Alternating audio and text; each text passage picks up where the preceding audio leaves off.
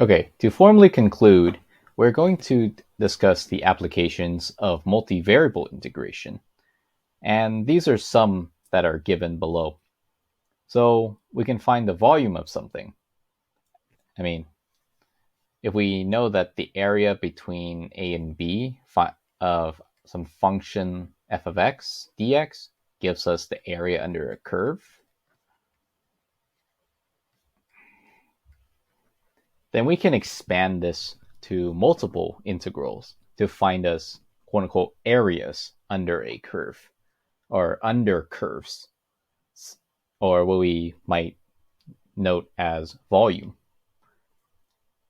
The second application is when we're exploiting cylindrical or spherical symmetry. Once again, we have to use the example of Maxwell's equations, and that's just the beauty of Maxwell's equations. First, we have Maxwell's equations where if we have some kind of charge distribution, I can put any kind of surface that is symmetrical. In this case, if it was a point charge, it would be a spherical surface, and I can tell you about its electrostatic field.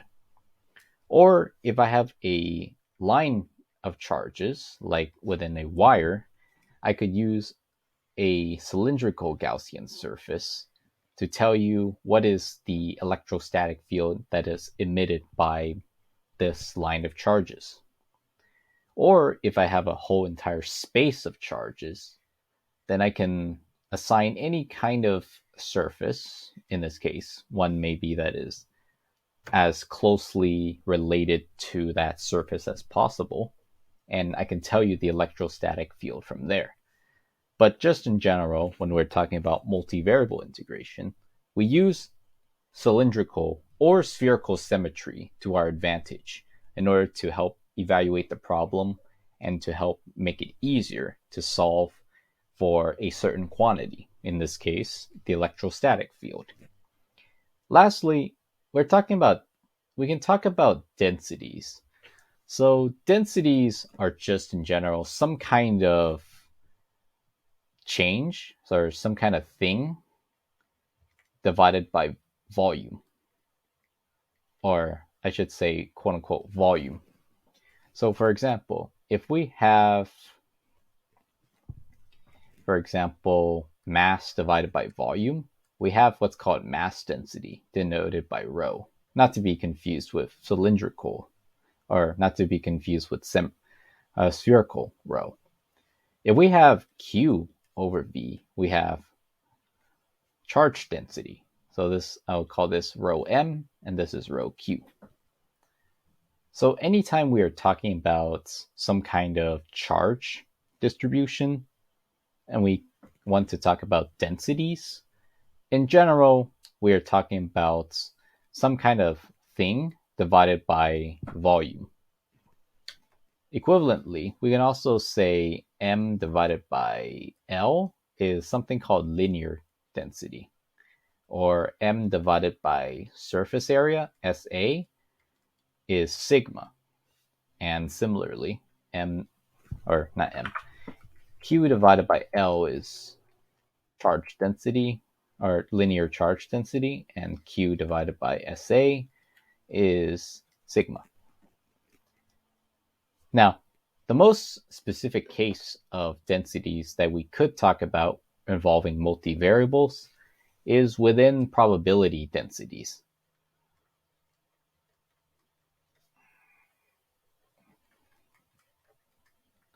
So probability densities describe some kind of change that is given by a change of the probability distribution divided by the chance. And one specific case that I want to discuss is in regards to noise.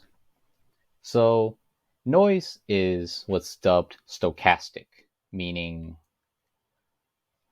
it's random. And because of this randomness leads us to a relation given by central limit theorem.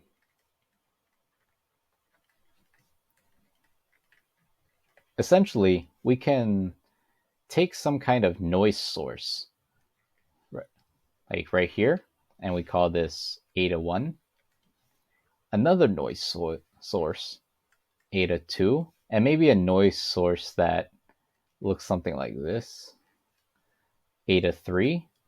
And if we keep continuing this for a k number of times, let's call this, I don't know, let's call this noise source nk.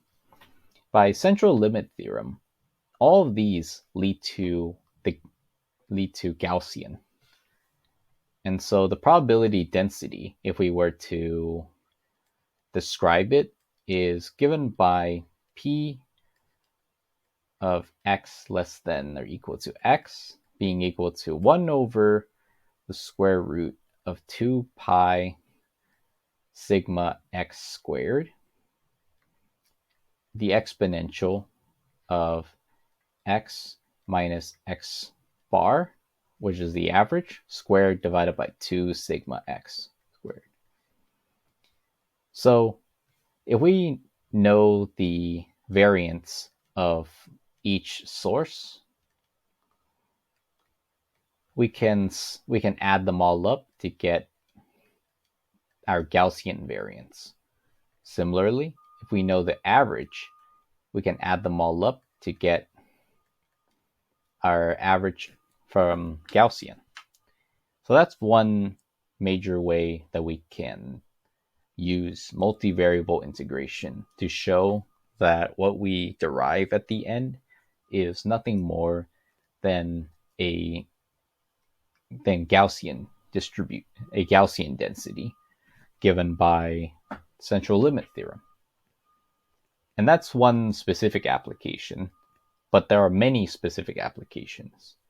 In general, whenever you are asked to find total of something, and if we're able to successfully integrate it, then we're able to find the total of something.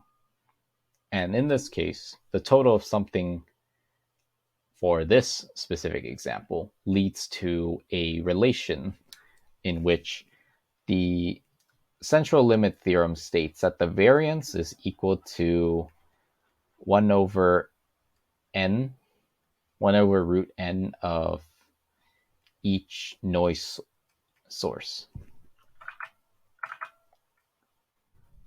as given below. So that's a relation, and I hope that you've learned a lot from multivariable integration. And next time we're going to go back to partial derivatives to talk about gradients, to talk about divergence, and to talk about curl before we move on to line and surface integrals. Thank you.